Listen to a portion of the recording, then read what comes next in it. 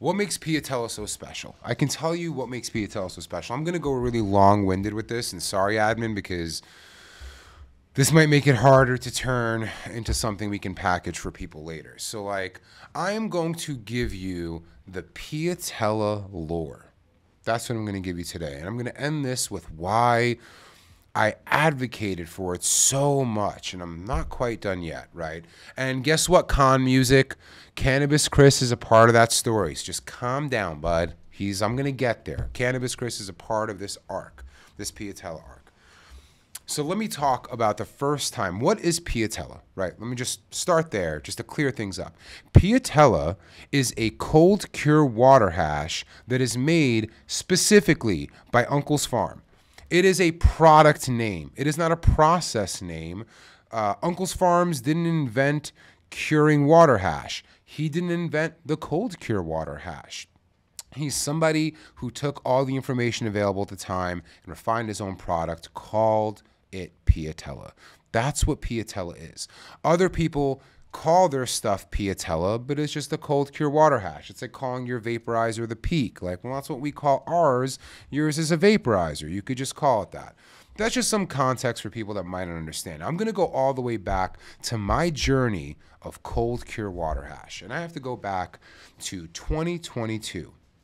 In 2022, I go into a club in Barcelona called La Colada. La Colada are OGs. They've been down with our brand arguably since day one, since we ever touched down in Barcelona.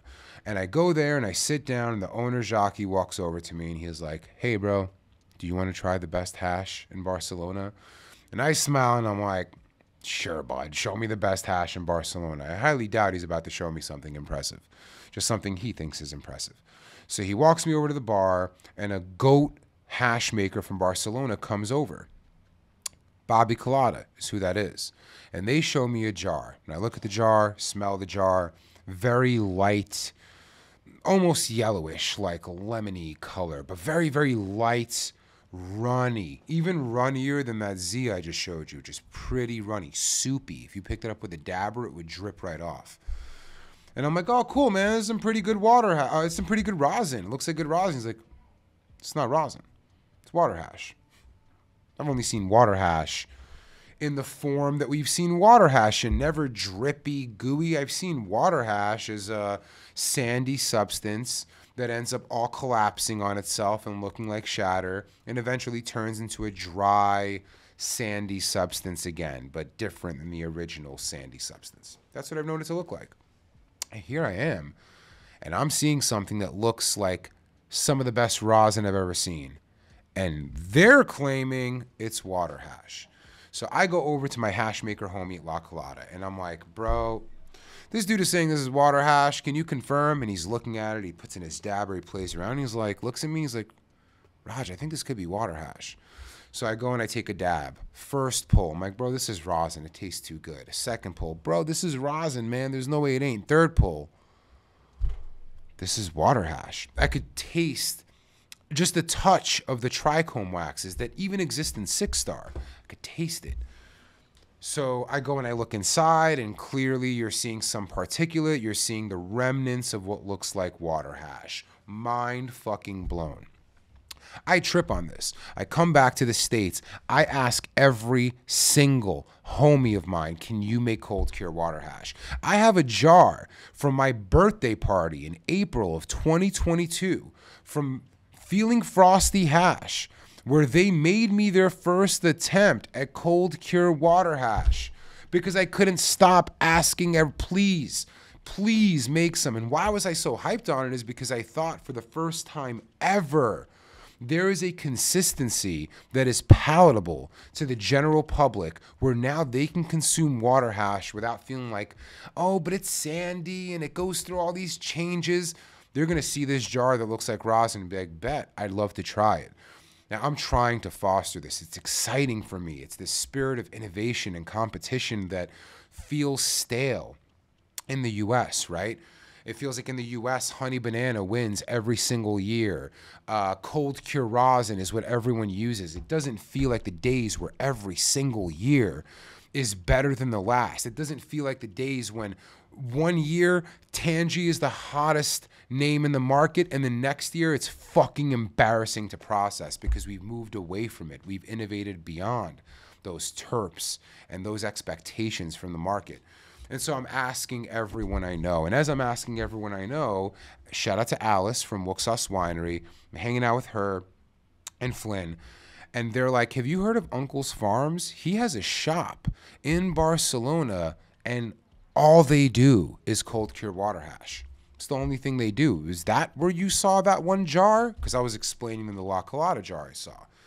And I'm like, no, it's definitely not it. I'm going to go there. And I went back to Barcelona ready to, without ever meeting Uncle's Farms before, like, or I think I maybe met him the year, but I did meet him in 2022, but I didn't realize what he was doing. The picture wasn't fully painted in my mind yet.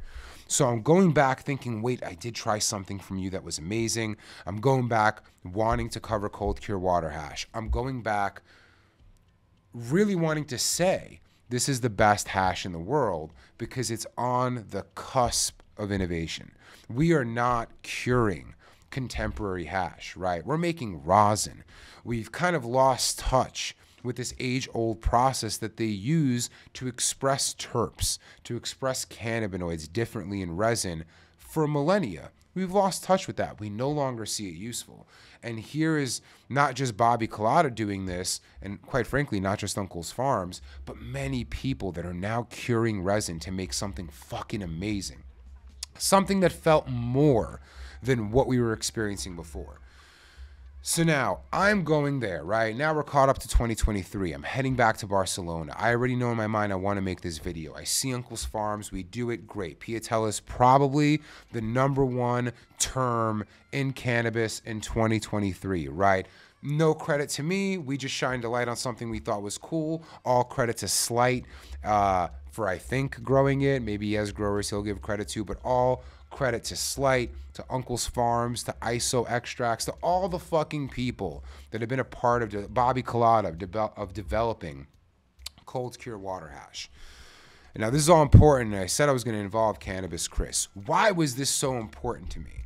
My goal with making the video best hash in the world, which I've learned to never call anything that again, but my goal was to inspire competition, to inspire innovation in the US, a place where the same jar of hash wins every single cannabis competition there is, a space where it feels like water hash is shrinking. People are almost completely losing interest. Everything is rosin and everything is only a handful of terps. Like, there's only really 6 or 7 jars that everybody's running is what it feels like. And my hope and my thought was to seed innovation, just to put something out there that people thought, you think that's good? Just watch, I'll do better. And here's where Cannabis Chris comes in. Now we're at the end of 2023. I am in Thailand. Fuck, we're in 2024. What am I saying? I'm in Thailand. And I am judging Full Moon Sesh. I'm judging the hash section of Full Moon Sesh. I get it. I open up the jars. I open up the first jar. As soon as I open up the first jar, hey, bro. Igor is the guy who throws it. Hey, Igor, you accidentally gave me a fucking jar of rosin, bro. Y'all need to get your shit together. And I was like, oh, my God, I'm so embarrassed, bro. Let me just go and make sure. I'll talk to my team. He's going to make sure with his team. Julie, you guys have seen Julie in my content before. He's like, let me check this out. Checks it out. She sticks a dabber in there. She's like, I think this is melt. I'm having the same moment, right? Like, you're hearing a lot of similarities in that moment and this moment I'm experiencing with Julie. And I'm like, okay, I don't believe it, Julie, but like, fine. Igor comes back and he's like, hey, bro, that's what it's supposed to be.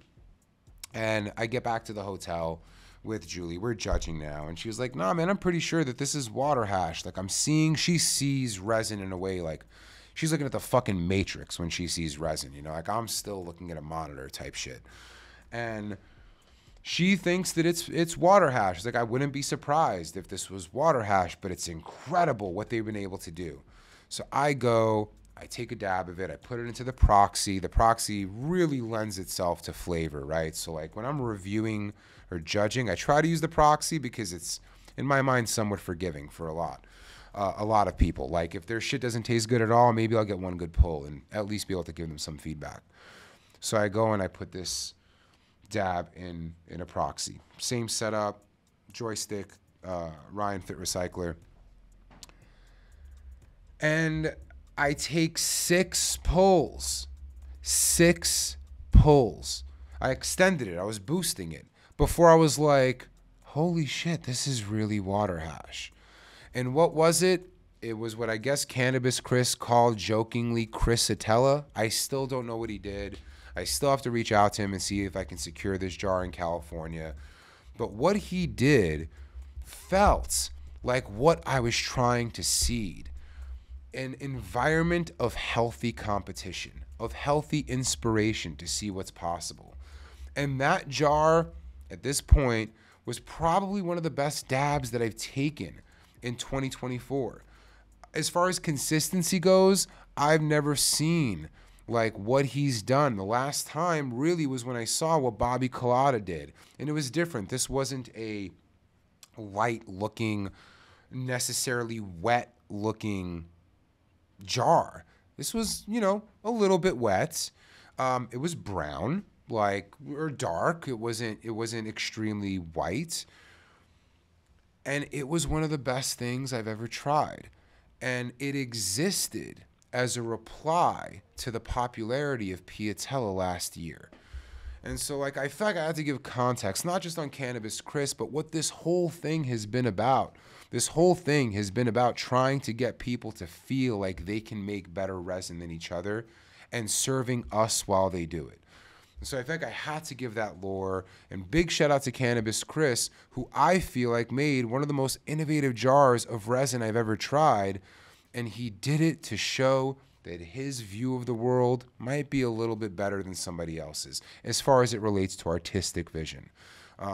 So that was the goal, and when I saw that, I really felt not a sense of accomplishment, like ownership over that jar, or like we helped create that, just that we wanted to see people contribute to this idea of what else can be done with resin, and we are seeing that happen.